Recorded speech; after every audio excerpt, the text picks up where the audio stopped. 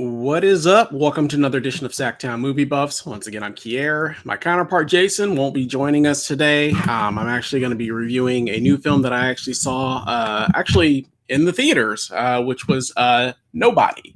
So I say without further ado, I'm going to get right into it.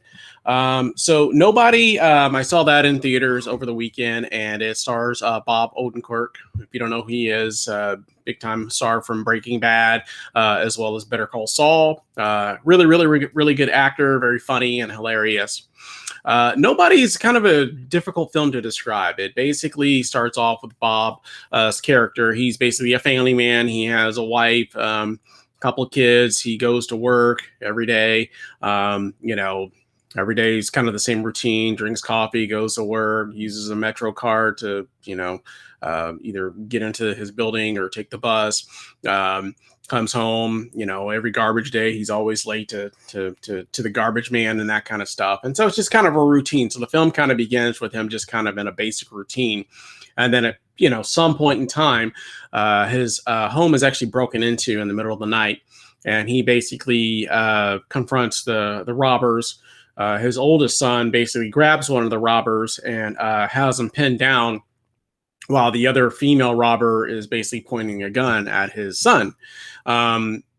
Bob's character basically has a golf iron and has an opportunity to basically take her out if he wanted to, but for some reason chooses not to, and basically just lets them kind of like take their stuff and then leave.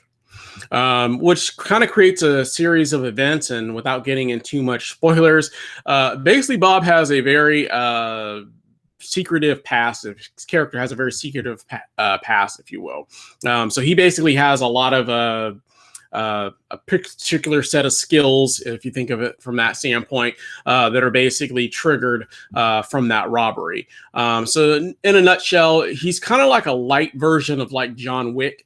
It's a basically way to describe him.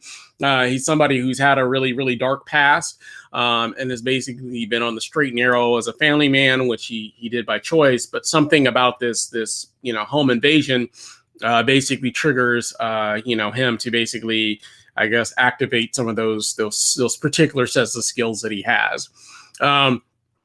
He somehow gets involved, kind of like helping this girl who was, I guess, about to be attacked by these group of like thugs, and he ends up stepping in and kind of helping her out, and really injures a lot of the thugs, if you will. One of them is highly connected to like, Russian organized crime, which then triggers basically a series of baddies to come looking for him and basically looking for his family.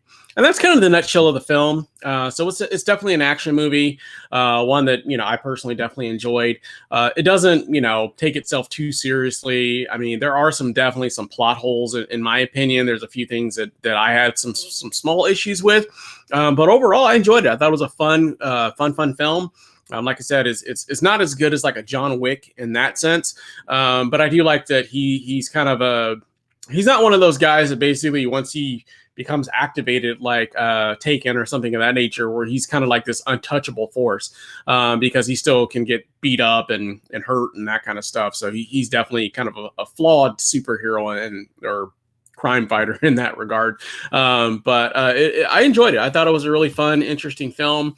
It was my first time being back to theaters since basically last year, as we've been dealing with this COVID situation. Obviously, my counterpart Jason is not here today because he couldn't.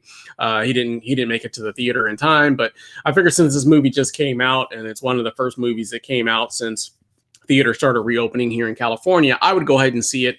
And I just thought I'd do a quick review on it. So overall, I thought it was a great film. Like I said, it doesn't take itself too seriously, and it's pretty short as well. I think it's only got about a 90-minute running time. So it's one that I definitely highly recommend. Obviously, like I said, if this is the one that you're interested in, you'd have to go to theaters and see it, because I don't believe that it's streaming anywhere. You can double check on that. I haven't personally checked, but if it is, I'm sure it's like $20 a pop or something like that. But yeah, it was a great opportunity just to kind of get back into the theaters, and I'm really excited about the rest of this year and kind of seeing how films come along. And then if I had to give it a grade, I think I'm actually going to give it a 3.5 out of 5, which is kind of a pretty high grade for myself. And that's always going to be a big old smile with some teeth. So I definitely enjoyed it. Let me know down in the comments. Have you seen Nobody? Did you like it? Is it something that you're, did you enjoy the action? Did you have some issues with it? Let me know down in the comments. And as always, if we ask if you like the channel, that you like, subscribe, make sure you hit that bell notification so you don't miss any of our updates. And we'll both be back again soon with another show for you guys again real soon. We thank you for watching and hope you have a great day. Bye.